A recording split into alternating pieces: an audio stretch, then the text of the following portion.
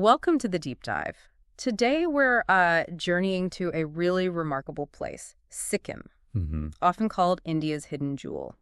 It's a small state, but wow, it has an absolutely outsized story. It really is. We've got a stack of your articles and notes here, and we're going to try and reveal some pretty surprising facts about this Himalayan region. Exactly. Our mission basically is to uncover that unique blend, the geography, the culture, and these, well, remarkably progressive policies that make Sikkim so compelling. Right. We're here to sort of guide you through the most important bits for the material you've shared. Okay, so starting with the basics from these sources, Sikkim is tiny, like really small. Yeah.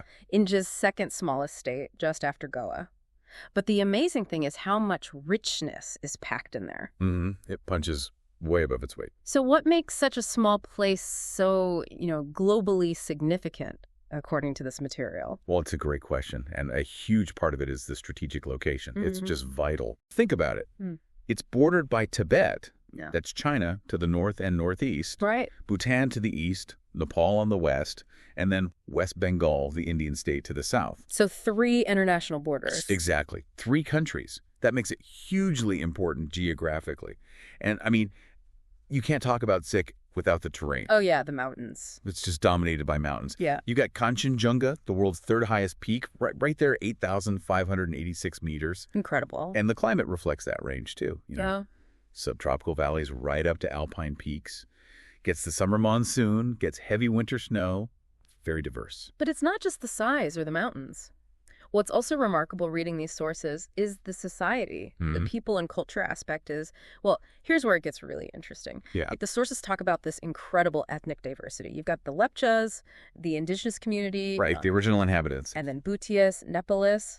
And this seemingly harmonious blend of Hinduism and Buddhism. People often practice both, kind of blended together. Yeah, there's a lot of syncretism. So what do these sources say fosters that kind of unity and the progress? It seems to be a very deliberate thing, based on the readings. A real commitment to peace, driven by some genuinely progressive policies. Like what?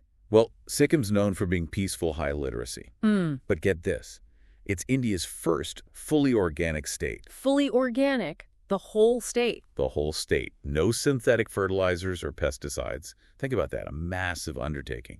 Required huge government support and, crucially, farmer buy-in. It wasn't just a policy, it was like a whole societal shift. Wow, that's amazing. And there's more.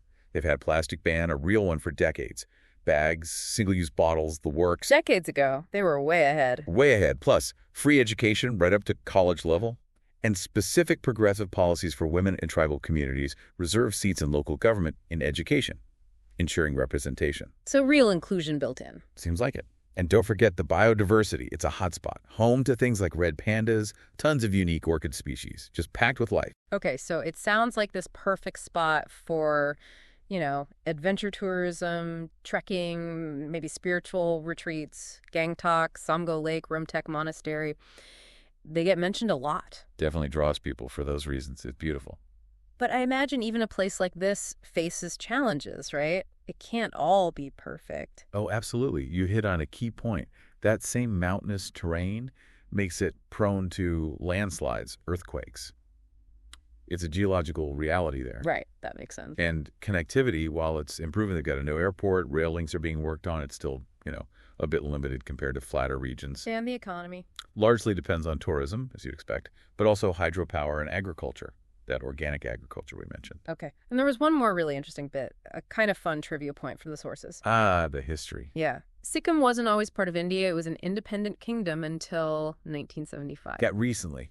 Became the 22nd state through a referendum. Okay, let's unpack this just for a second. What does that historical shift mean for its identity today? That's crucial, actually. It means Sikkim has this really distinct identity. Even within India, it fiercely holds on to its unique cultural heritage. You see it in specific local laws, cultural preservation efforts. So it managed to integrate but keep its distinctiveness. Exactly. Thriving within India, but still very much Sikkim.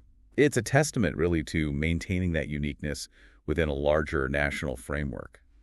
So if we sort of zoom out and connect the dots, Sikkim really does stand out, doesn't it? It really does. You've got the strategic location, the incredible geography crowned by Kanchenjunga, but then also these deeply progressive social policies and real environmental leadership. It's quite the package. It makes it a compelling case study for, well, sustainable living, I suppose. For sure.